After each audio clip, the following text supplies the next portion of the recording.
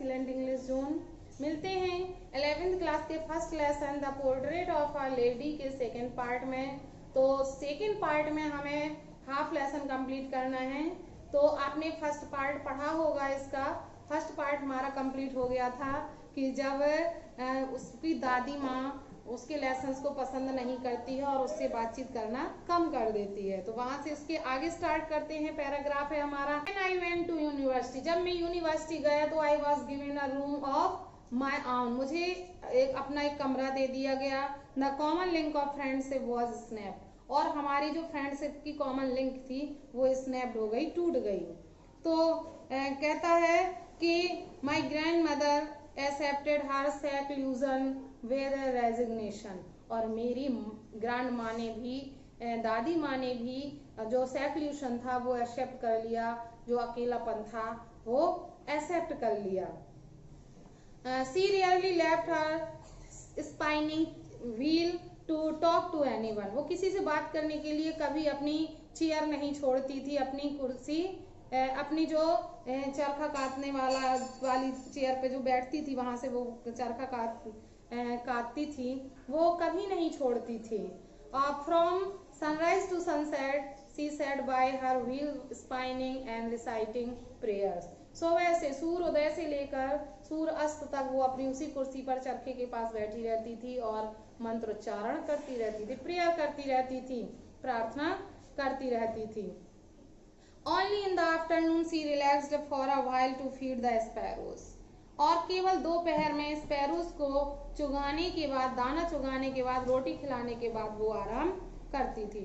While she sat in the veranda breaking the breads into little bits, जब वो बरांडे में बैठती थी वो ब्रेड को छोटे छोटे टुकड़ों में तोड़कर hundreds of little birds collected round her creating a veritable bedlam of chirpings, तो जब वो बरांडे में बैठती थी तो सैकड़ों स्पैरोज चीरपिंग करते हुए, चहचहाते हुए आकर बरांडे में शोर करती हुई बैठ जाती थी।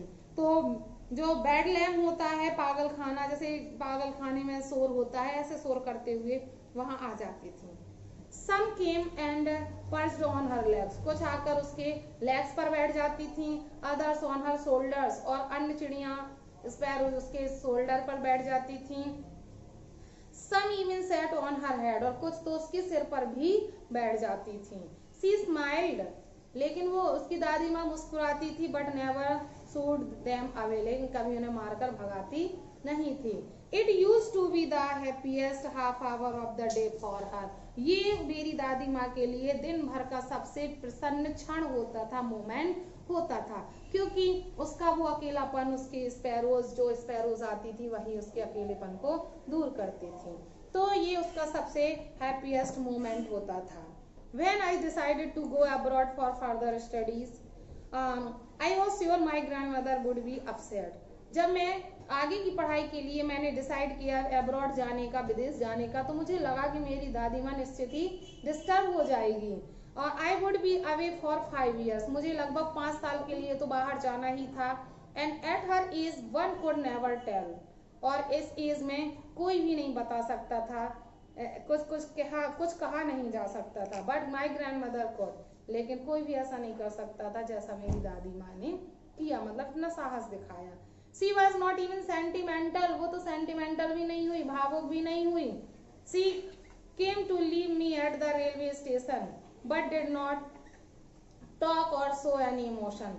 वह मुझे स्टेशन पर छोड़ने भी आई, but did not talk or show any emotion, लेकिन उसने मुझसे कोई बात नहीं की, ना कोई इमोशन दिखाया, भावना दिखाई। Her lips moved in prayer, उसके जो होंठ थे वो तो प्रेयर कर रहे थे। Her mind was lost in prayer, उनका जो मन था पूरा अपनी प्रार्थना में खोया हुआ था। Her fingers were busy telling the beads of her rosary, उनकी जो उंगलियां थी वो माला जपने में व्यस्त थी।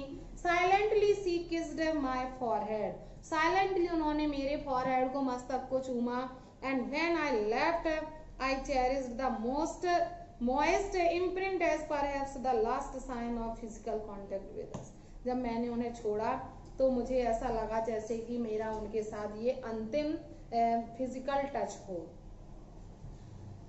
But that was not so, लेकिन ऐसा नहीं था। आफ्टर 5 years आई केम बैक होम, 5 साल बाद मैं घर वापस आया। and was met by her at the station. और मैं उनसे स्टेशन पर मिला. She did not look a day older. तो She did not look a day older. वह मुझे एक दिन भी ज्यादा बूढ़ी प्रतीत नहीं हो रही थी. She still had no time for words. बोलने के लिए उनके पास अभी भी कोई समय नहीं था. And while she clasped me in her arms, I could hear her reciting her prayer. जब मैंने उन्हें अपनी बाहों में लिया, मतलब गले से लगाया, तो तब भी वो अपने मंत्रों का उच्चारण कर रही थी. Even on the first day of my arrival, her happiest moments were with her sparrows. मेरे आने के पहले दिन पर भी, जैसे कि पहले दिन जब कोई आता है तो एक दिन हर कोई खुश रहता है, समय देता है, मेरे फर्स्ट डे पर भी वह अपने उनका सबसे जो हैप्पीएस्ट मोमेंट था वो स्पैरोज के साथ ही था.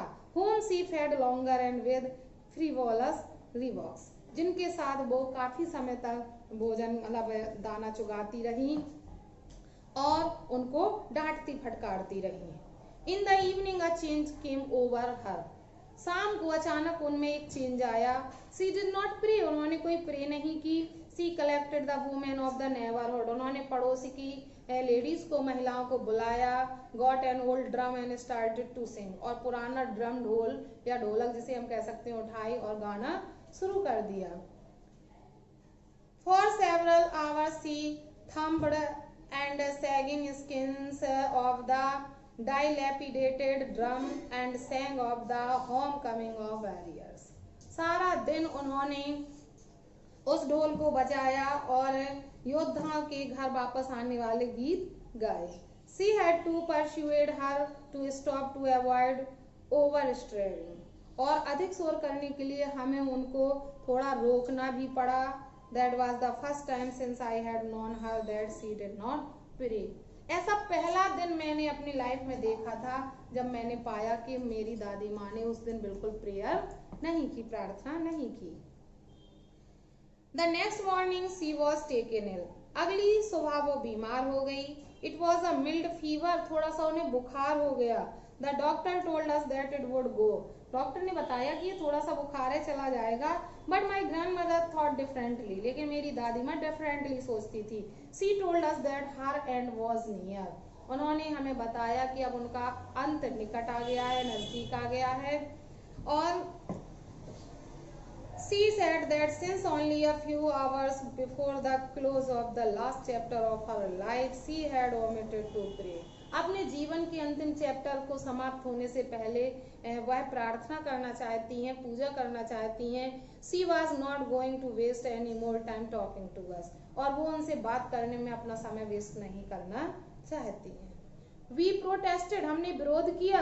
But she ignored our protest. लेकिन उन्होंने हमारे विरोध को इग्नोर कर दिया.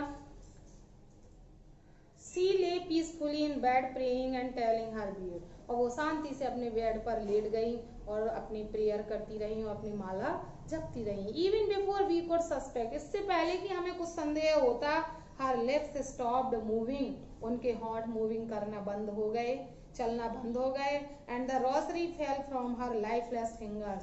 और उनकी निर्जीव उंगलियों से माला नीचे गिर गई.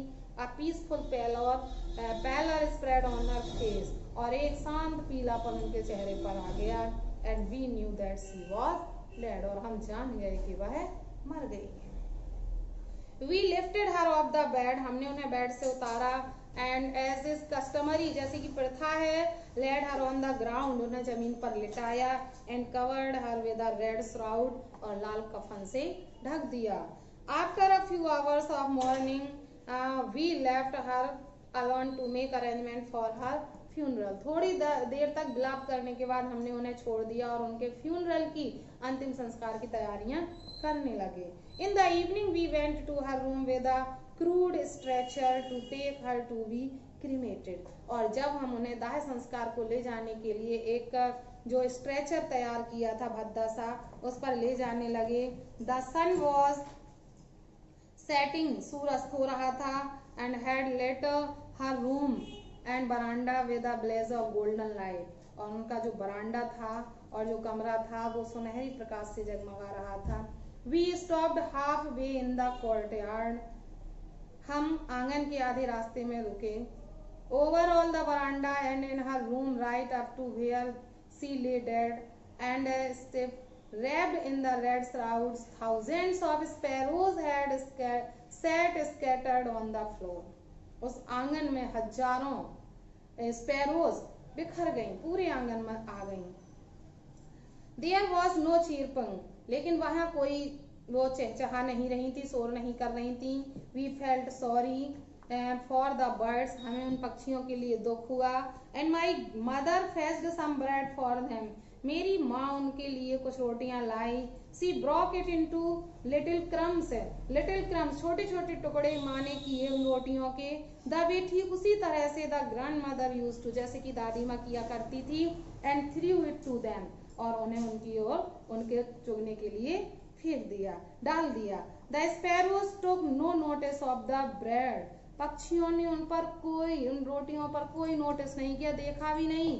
When we carried my grandmother's corpse off, जब हम अपनी दादी माँ की कॉर्प्स को, लाश को ले गए, they flew away quietly, तो सारी स्पैरोज क्वाइटली उड़ गई, शांति से उड़ गई।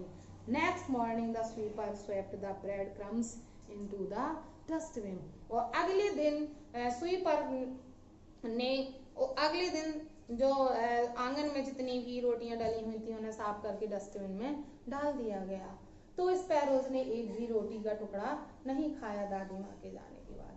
तो ये इस लेसन की कंप्लीट स्टोरी है। पूरा जो टेक्स्ट लेसन मैंने लाइन बाय लाइन अर्थ करके पढ़ाया है कि किस तरह से एक दादी माँ और एक मतलब उसका उनका पोता ग्रैंड माँ और ग्रैंड सन एक दूसरे से समय के चलते दूर हो जाते हैं, और दादी माँ अपना अकेलापन स्पैरोज के साथ स्पेंड करती है, और जो स्नेह है उसका उसके मतलब ग्रैंड सन के साथ था, वो सारा स्नेह वो स्पैरोज से पाती है और उन्हें देती है। और जब वो वहाँ से विदा होती हैं तो सारी स्पैरोज एक ह्यूमन बीइंग की तरह वहाँ पर उनके फ्यूनरल में शामिल होती हैं और बिना किसी आवाज़ के, बिना कुछ खाए वहाँ से उड़ जाती हैं। तो ये लेसन हमारा कंप्लीट हो गया है।